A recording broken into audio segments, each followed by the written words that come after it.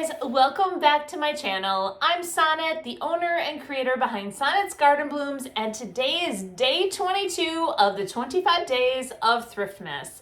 So after today, we have 3 days left, and then I'm back to my normal schedule. So it's actually 4 because I'm back on Monday. So today I am giving you a tour of my studio. So I have been working on the studio for quite some time. I started building the studio back in October of 2020. So I am going to show you a couple clips. Unfortunately, there was a little mishap with some of the photos that I had taken and some of the videos. My daughter's phone and my phone somehow merged together, and she deleted a bunch of stuff that she thought she was deleting off of her phone, but somehow it deleted off of mine too. So I'm very sad, but that was before I was even doing YouTube. So I wish that I had my channel back then and I would have documented this whole process. But one day I just got a bug up my butt and decided I did not want the swing set that was here anymore because I had 2 older children and there was no need. And from there, I gave it to a neighbor, and I decided to build this studio, which is kind of like, at first I was calling it my she shed, but then I realized I did so much more in here and I just love it. It was the best thing that I've ever done. So I'm gonna give you guys a little tour, show you the process of how I created the studio or how I built it. I know I've been asked by many people, you did it all yourself. Well, I did, but my daughter helped me lift walls, and my dad came over and he helped me actually lift the windows that were put in here. I tried to upcycle as many items as I possibly could though when building the studio. So the floor I got free, and I think when I calculated it out, it would have been thousands of dollars for the floor. The windows, they were from I was able to get those free as well. They had been from a storm damage, and they just were replacing everything. They're totally fine. So I repurposed those. The door I repurposed. And then many of the other things, like the rest of the lumber, I did have to buy. And I was very lucky that the price of lumber had not gone up at that point. Shortly thereafter, it did. So, okay, I'm going to take you along, show you that, and then give you the full reveal at the end. Here is the actual before, and then you're going to see the after later. So that's the swing set that I got rid of. I took the bricks that I got from my neighbor, I laid them all out and created my pattern and determined what size I could build my studio. I then went and got a ton of sand. I framed it all in and I leveled the ground, and then I started pouring sand in. And I actually had to go back a second time and get more sand as well.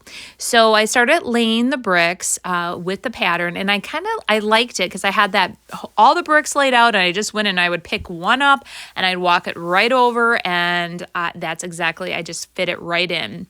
It took me 1 full weekend to complete this project. Now, these weighed a ton. I believe that says 74.2 or 0.4. So that is the big square ones. They weighed almost 75 pounds. My body hurt after that weekend. Next, I tackled the walls. I went and I purchased all the lumber. The back wall was by far the easiest. I got that up, not a problem. Now, the next few walls, I did have to build a header in the windows, and that was a little bit more challenging, but I was able to get that one up. And then we started working on the front. And with the front, I actually did need additional assistance lifting that wall and bracing it. From there, once I got the 4 walls built, I tackled the roof and put up all the beams up there.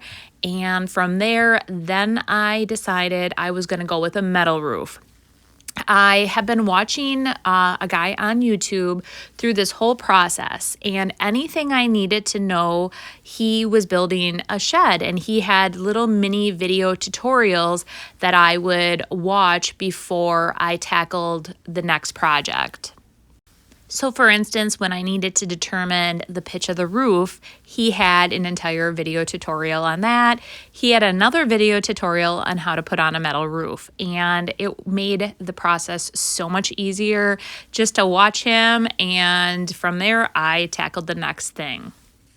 So then next I put in the windows. I did need my dad's assistance for that. He helped with all the windows and the door. And then I went and I bought this siding and I painted it all ahead of time. And then I started putting it on the actual, I started on the back because that was the easiest. No windows. I didn't need to cut around anything. That went on really fast, the back did, and even on that peak. Then around this side, this went pretty well too.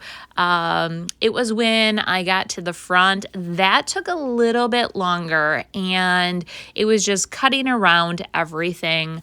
I finally finished it up, and in the end, I did paint my front door.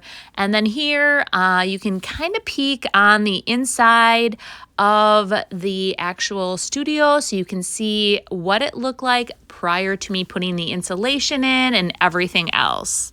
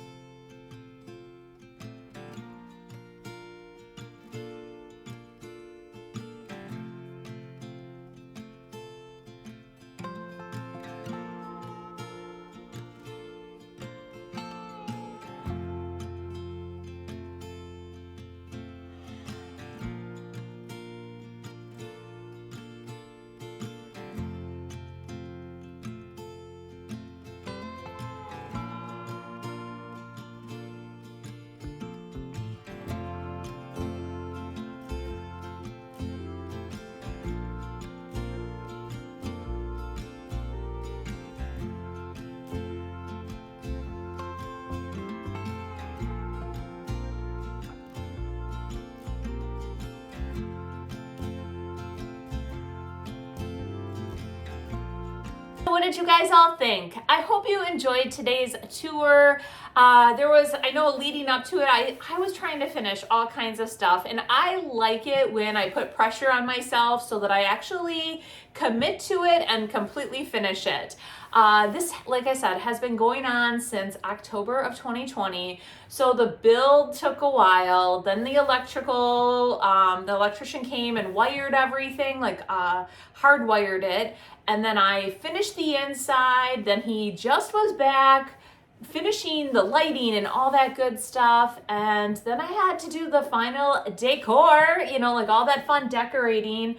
But like from my table here in the center to the table over there that I have, everything really has been upcycled. Like all of this back here was all upcycled. So like I thrifted it and I used it. So that is what I love to do, find real unique pieces and then surround myself with that. So tomorrow, I think I'm gonna bring you guys in. I still have some last minute decorating to do before the holidays. Taking on the 25 days of Thriftmas has been a lot. So I'm kind of juggling and managing and doing whatever but I'm having fun doing it. Today I was very tired. But I got through it and I'm so happy that this is finally complete. And then when spring does happen again, I will definitely be bringing out like all of my paints and all my paints will be housed in there. Like all of that stuff. Like I said, I'm very worried about things like possibly freezing.